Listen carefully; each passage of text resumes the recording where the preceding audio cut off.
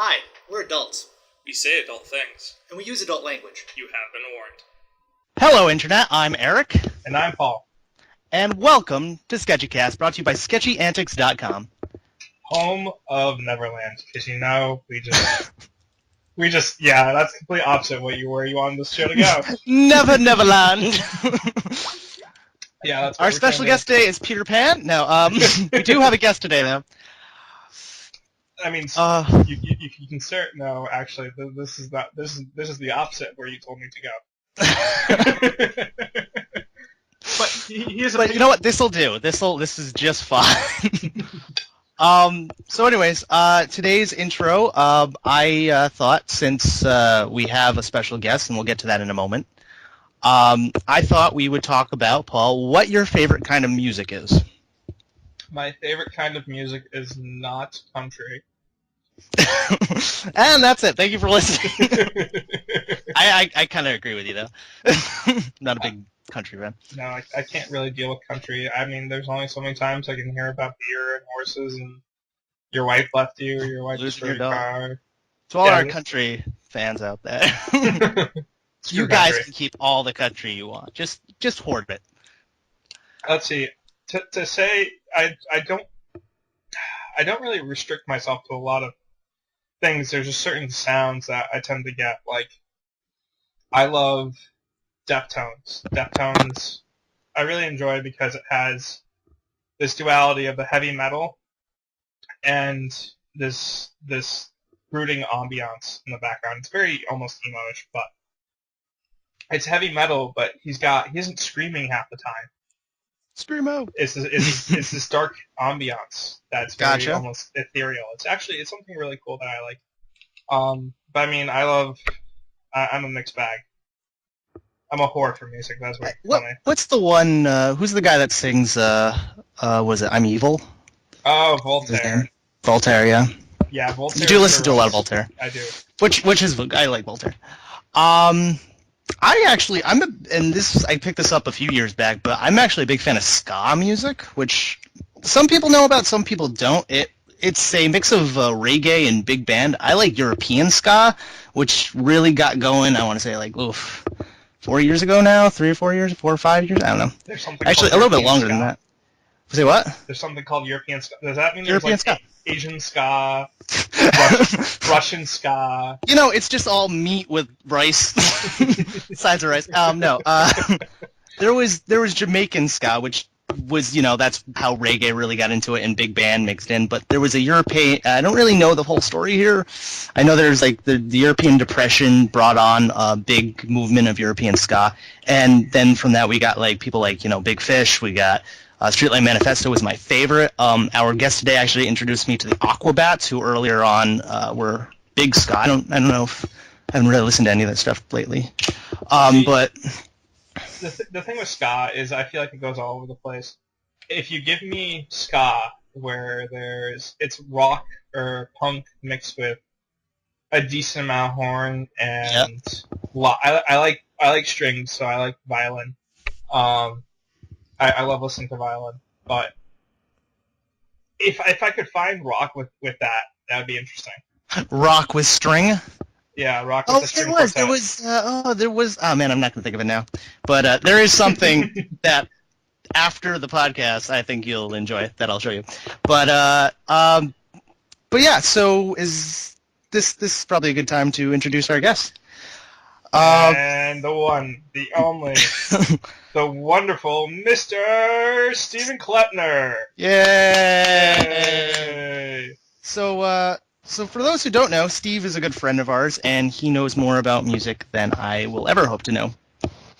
I think he knows more music than some of our music professors at college. I can think of a couple in particular. So Steve, how you doing? I'm doing good. Thanks for having me. Yeah, no, glad to have you on.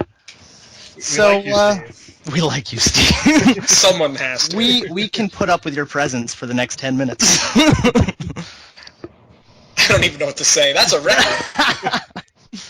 No, we love you, Steve. So we've known Steve for... God, I met you freshman year, didn't I? think it was like 1940. Yes, yeah, around It there. was right after the war. There was automobiles, I believe, were just. Yeah, it was pretty intense. It was. Those were good times. Yeah. No, it's been like 5 or 6 years, I think. Something like that. Yeah, I met you. I didn't know you well during freshman year, but we hung out more. Obviously, we were roommates sophomore year. That sounds like something happened between freshman year and now. I know you really closely now. we became like things that only certain people know about here. You know, so that time in the Everglades, you know. The time in the Everglades. You know. Those croc wranglers, man. But then we were roommates senior year too. I almost forgot about what happened junior year. You weren't with us junior year. You split off. You went away. What did? Oh yeah, that was the great fallout of everybody that I roomed with. Those stories. But now we are very good friends. Paul joined us obviously sophomore year. I mean, our junior year. Your senior year, Paul, right? Yeah. I don't know. What the hell are you? You're getting old now. Yeah. I'll talk about how old I am. Yeah, no, we won't. But anyway, so Steve, you are in the middle of touring, aren't you, right now? Yeah, I am. I'm touring with 7th Regiment Drum and Bugle Corps, which is out of New London, Connecticut. It's a youth performing arts program. So what that means is that it's taking people from all over the country, ages probably around 16 to 21, and it's getting them into a performing arts setting. And every night from now until about mid-August, we perform in front of a crowd of a couple thousand people usually, a show that we put on. Very cool. That is awesome. And you used to be in, like, you used to march yourself. Like, you're teaching now, right? Yeah, I am. Yeah. Yeah, I'm an educator now. People allow me to teach children. Which blows my... No, I'm just kidding. which is always a highlight of my life. I really enjoy teaching, but I started my career as a performer in one of these larger ensembles, the Boston Crusaders, based out of Boston, Massachusetts. Yeah, and I've seen I saw a couple of your performances in the past, and as someone who knows so much about music, but no, you were pretty good when you were marching yourself. So I can only imagine what you guys are putting on now. I'm going to interject really quickly. So I saw the Boston Crusaders July 4th weekend, and I freaked the fuck out because I was like, "Wait, is Steve going to be here?" Steve was always with the Boston Crusaders. Where the fuck's Steve?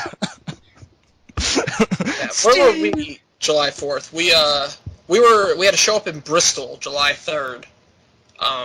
And then I believe Boston stayed at that Bristol parade, but we did another Rhode Island parade. It's actually hard to tell where we are. There you are, yeah. Yeah, it was. I was freaking out because I was like, I think Steve's gonna be here, and I realized the name of who you were with was the 7th Regiment after looking up on Facebook. I was like, yeah. Wah wah. I was very depressed. Although I must say, just doing a small town parade, they were very serious. They were amazing for being just a small town parade. Yeah, I mean, Drum and Bugle Corps originated from a military tradition. That there still is a Marine Drum Bugle Corps. It was a very militaristic idea. And so, especially in parades, the idea and that persona of military is still taught to children.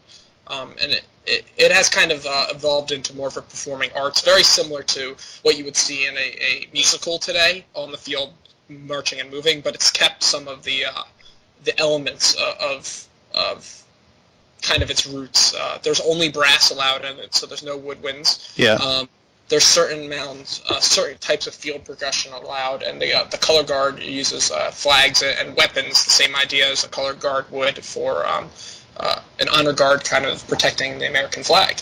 So they originally started in small towns and have slowly evolved into these large performing ensembles. Now, you might have already answered this, but how many shows do you have in the tour in total? Do you actually know?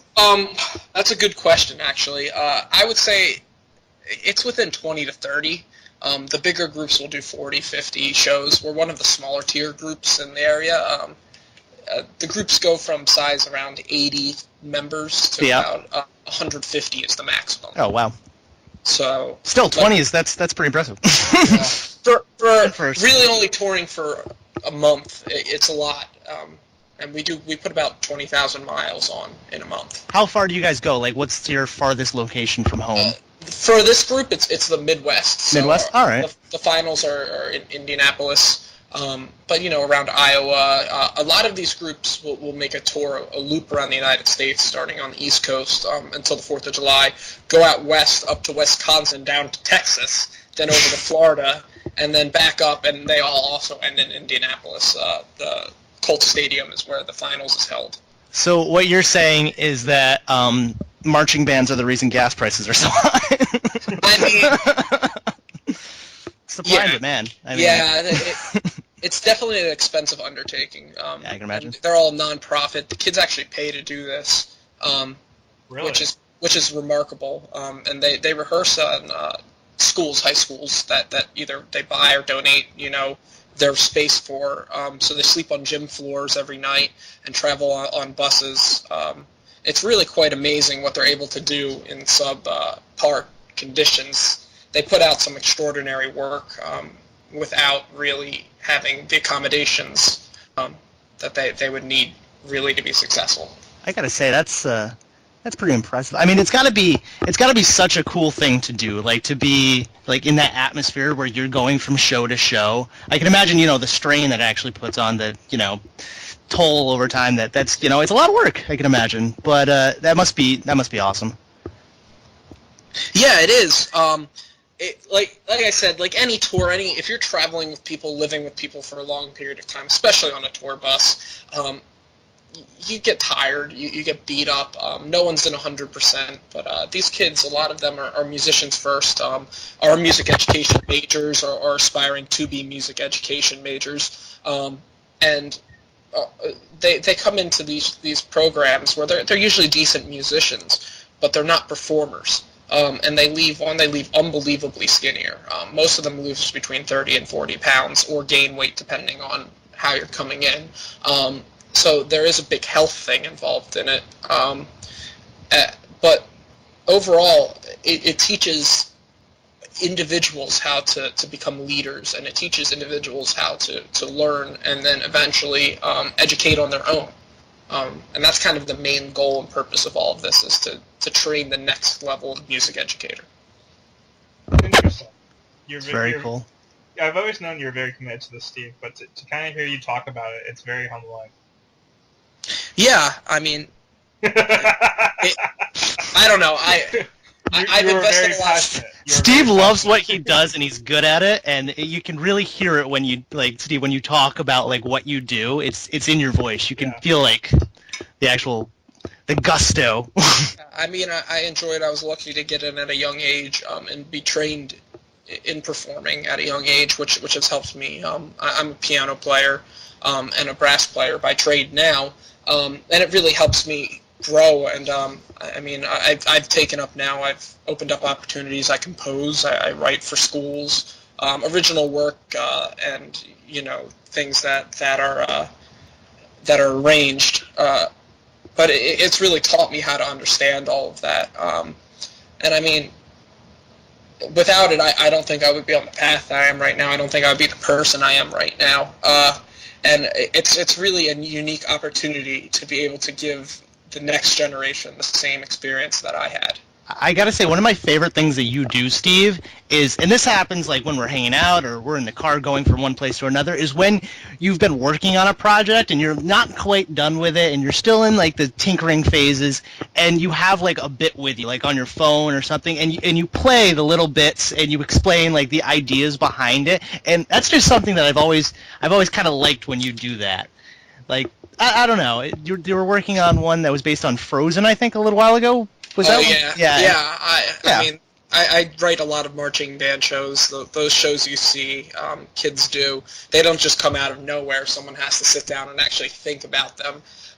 And so I've been tasked with doing that with a lot of groups, which is awesome. But I tend to get feedback from normal people. I enjoy people that aren't in the activity, what they think about certain things I'm doing, compared to most of my colleagues that are really into that. They don't really like addressing the normal crowd and people that maybe aren't musicians with their ideas and shows. A big thing I like to do is throw my work in progress out there and get it critiqued. I'm not afraid of feedback, which I think is a very important thing. Very cool. So, Paul, is there anything else you want to ask? I mean, we got. We touched on a lot of things. It's Steve. It is the Steve. There's nothing else to say. Steve, I'm so glad that we know you. Yeah, I mean, I'm glad I found some time to actually get here. Yeah, no, I have a day off this summer, and it lined up really well. We're so happy to have you. I mean, thank you for coming on. I know you only had such short amount of time to actually relax. Yeah, no worries. The biggest thing that, I mean, for your viewers, listeners, I guess, the people that get a hold of this, the biggest thing that I could say is support your local music programs. It really does make a difference. That's pretty much what I've got. Well, that's perfect. All right, thank you so much for coming on, Steve. There's a very good chance at some point in the future we'll have you on again because this was great. Yeah, no worries. It was great talking to you guys. Well, I mean, we just spent a good chunk of time establishing the ground for the Steve. We've got to have him back. All right, Steve. Best of luck with the rest of the tour. It was great talking to you. It was great talking to you too. And yeah, we'll see you. We'll see you in the future. Yep. Oh yeah. Word up, guys. See you, Steve. Bye. Love you. Love you. So that was Steve. Steve is a very good friend of ours. You probably got that possibly from our conversation just now. But no, that was great to have him on because I've been talking to him for a little while now because he's been on tour and we've been trying to coordinate okay, when are we going to get him to actually get here and be at the same time where he can be relaxed and not have to jump between working on the band and. Oh yeah. So how's things going with you, Paul? Oh shitty. Shitty? Yeah, this is a long week. My coworker who was out for surgery came back. She was supposed to just go in for a laparoscopic surgery and turned into a full-blown, cut her open because the organ that she was getting removed was so inflamed that they couldn't actually pull it out. They had to, do the chopping bit. Sketchy class. We talk about high-class music and cutting people open. But I also was in a car accident this week. Yes, you were. I guess Yeah. I should have realized that you had a shitty week. Yeah, so long story short, I was trying to turn left and someone decided that they were going to speed and they hit me, even though I was technically it's my fault because I had left the stop sign. You sure you want to admit that on a recording? No. Technically. Yes. But so I thought it was just a bent tie rod and a couple other things. Turned into my shock on that side is destroyed. The radiator's cracked. The radiator housing itself is cracked. The radiator itself is cracked, and the bracket that holds it is cracked. And correct me if I'm wrong. The insurance totaled it. Yeah, the insurance just said screw it. It is totaled. And it's The Palmomobile is no more. And what pissed me off the most was that it's a 2002, 2003 car and only had 80,000 miles on it. It still had at least another 80,000 to go. It had so much life still to live. It honestly did, and it's such a waste. And that's what pisses me off the most is that it was a waste, absolute waste. I'm sorry to hear that. And for the money that they're going to cut me a check for, I now have to go find another car. And it's not going to be as good because I'm not going to be able to get anything like that again unless I buy a new car. And screw paying stuff with a loan, man. I learned my lesson from college. Don't pay up front. Don't use a freaking loan. So now that you're talking about that, I actually thought of two different segues to go to two different topics.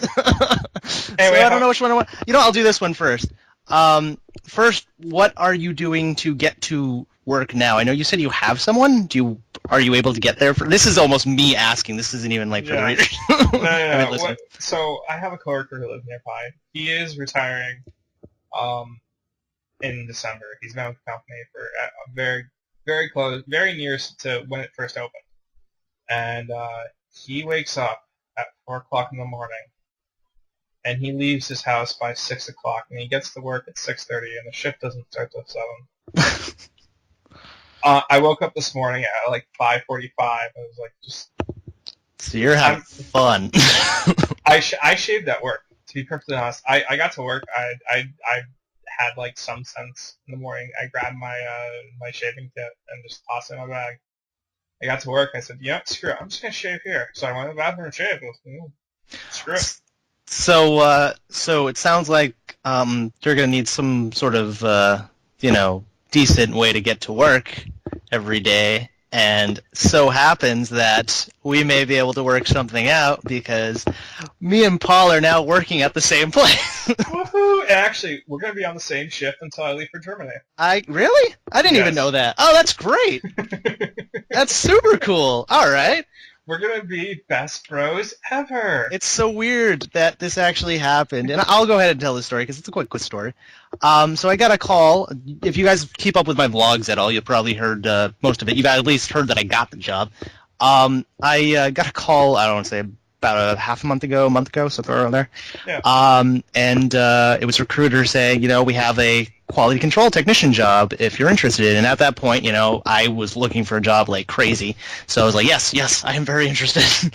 And she's like, all right, great. She started telling me about the place. She said it's in, this town. And I was like, yes, okay. I've been looking for jobs in that town, and it was great. And all of a sudden she said the name of the company. I was like, you got to be kidding me. And I just couldn't believe it was the same company that Paul works for. And not only that, it's the same job that Paul's doing. So it's a contract to hire, so I will be training for first shift with Paul until later on when I get hired. If I get hired, hopefully I will get hired. I can't imagine me not getting hired. Man, I hope I get hired. But I get to work with Paul. It was funny because you texted me that. And I honestly, I was like, BYK. And you were like, yeah, how'd you know? And I was like, I know everything. And I got to thank you, Paul, because you did put in a word for me, and I'm appreciative. And it was great because the moment you texted me that, I was staying late that day with my boss. And I turned to my boss and said, hey, there's this guy. Do you have a guy on there whose name it begins with, Eric? He goes, yeah, there's an Eric L. Eric Lernold? He goes, yeah, you know him? possibly. Yeah, what were we looking at him for? Third shift. And I was like, he's worked third shift before. It sucked a little bit, but because they flipped him back and forth, but he did well on third shift. He's like, you a hard worker? I go, yeah, he can work. He does things. And he's like, screw it, we're hiring him. Awesome. I was like, just what? No. That's Okay. that's how this works? I can just get people hired by my whim? All of a sudden realized his true superhero power. My God, I have so much control. It was kind of funny.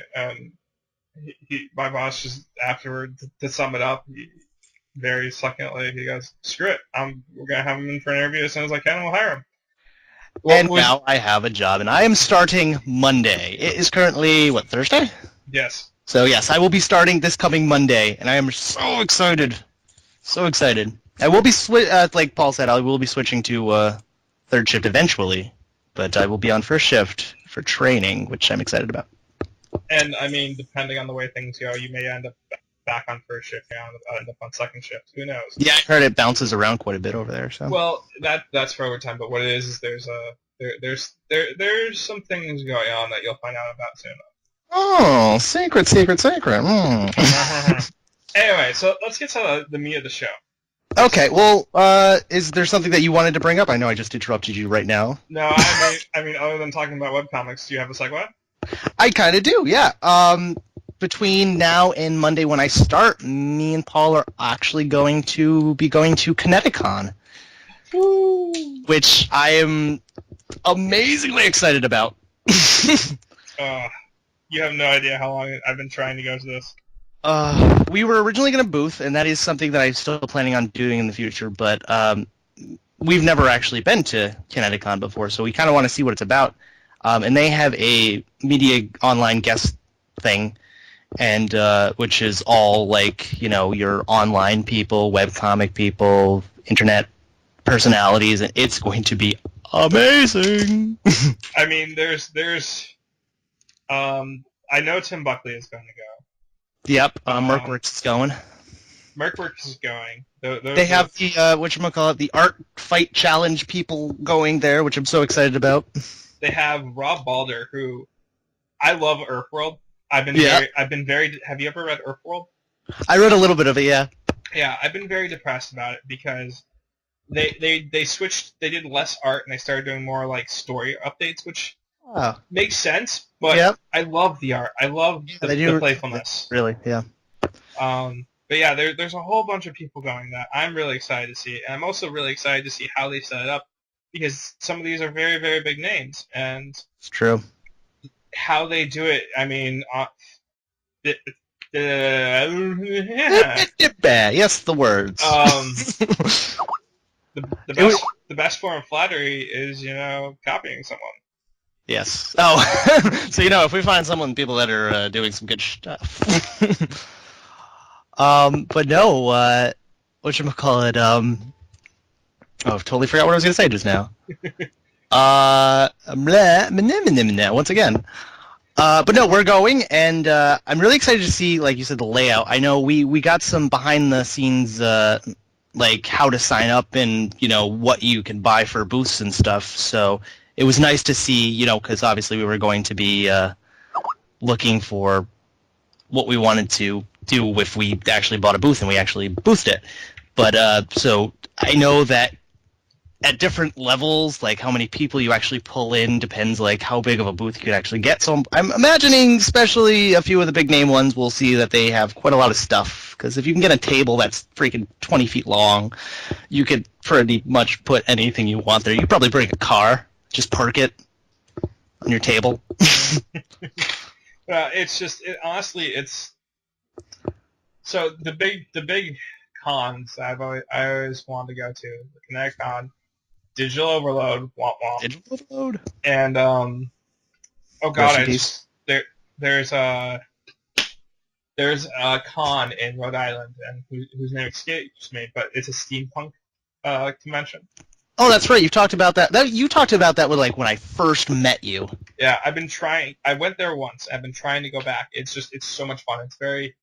It's very family friendly.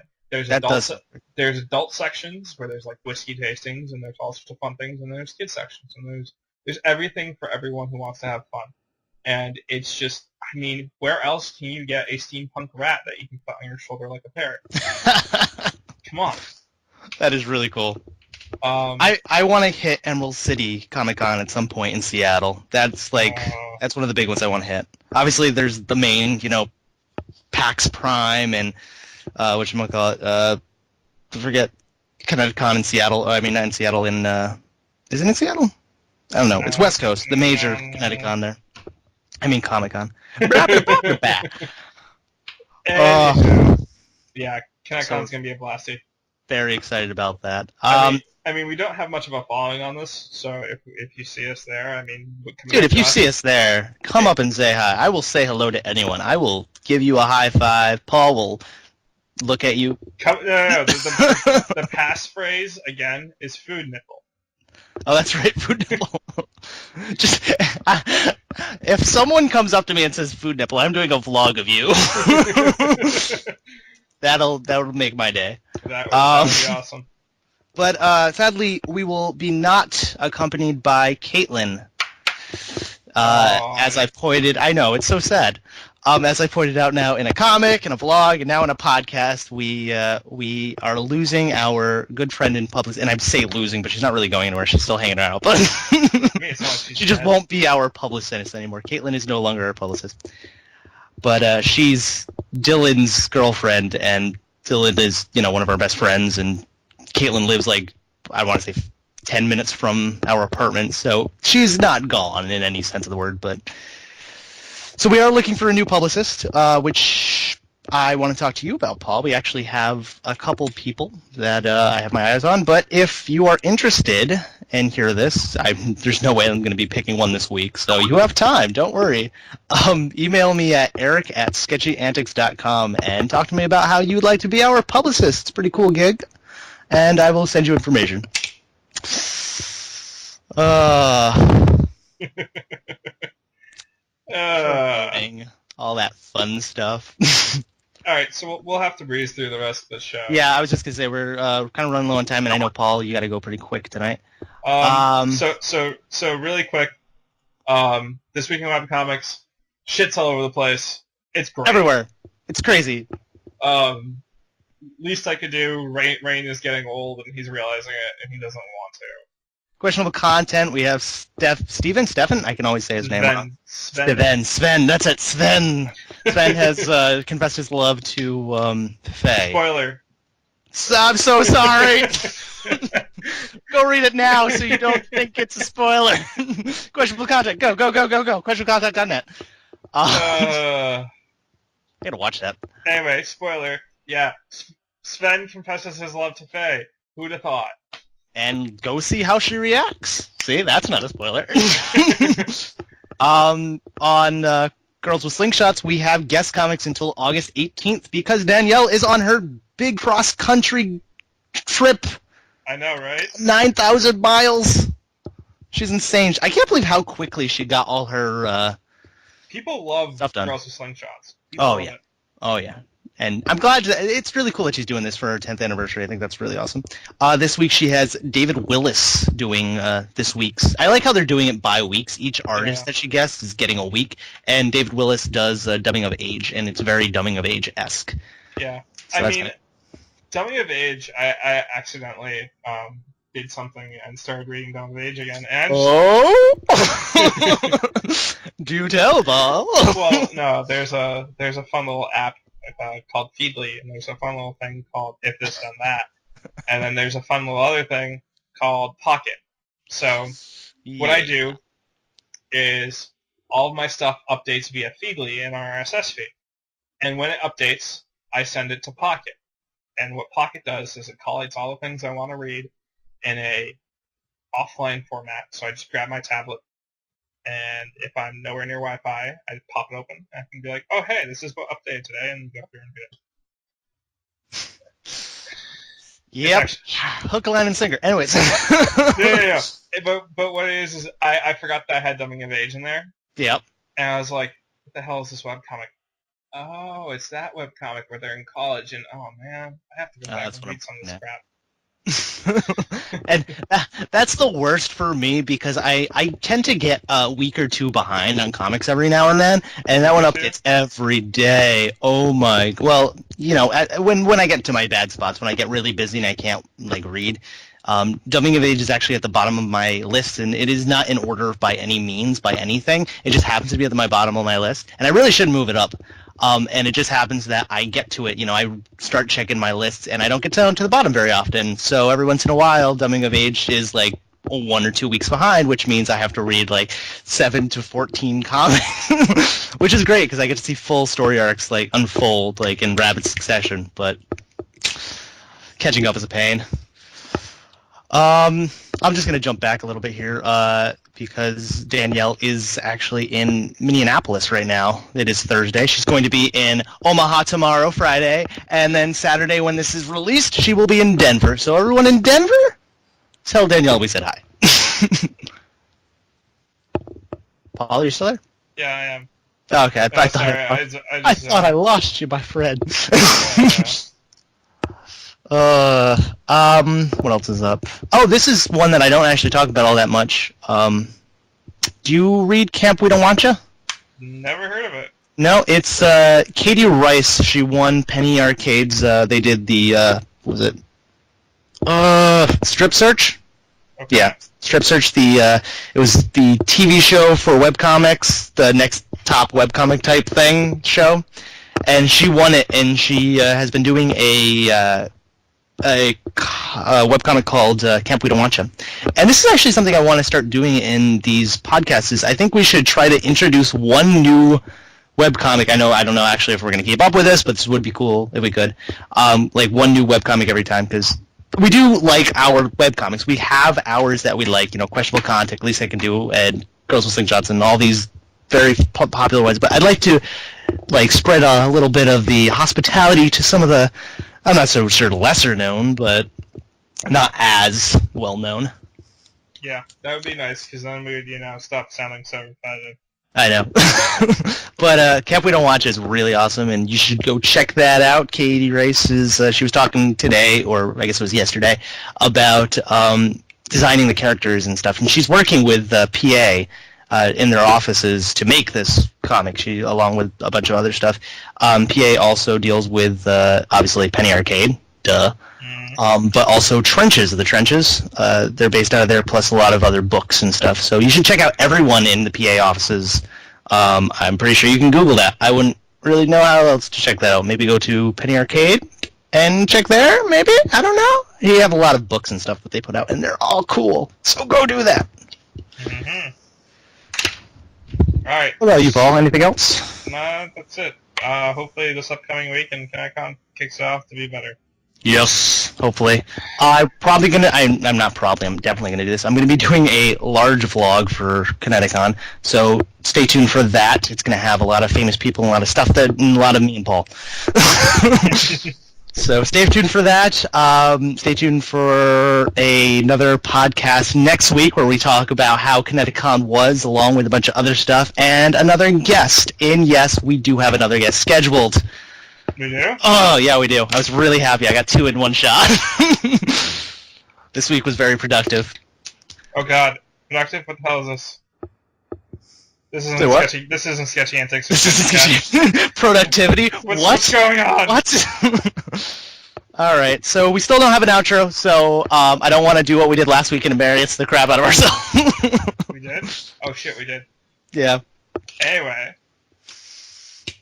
But yeah, so Paul, would you like to say anything to our viewers as a peace out? On the spot. I was going to say drink Ovaltine. Drink Ovaltine. That, you know what, that's as good as anything to end this on. Have a great day, guys. Go drink Ovaltine. Good night. Night.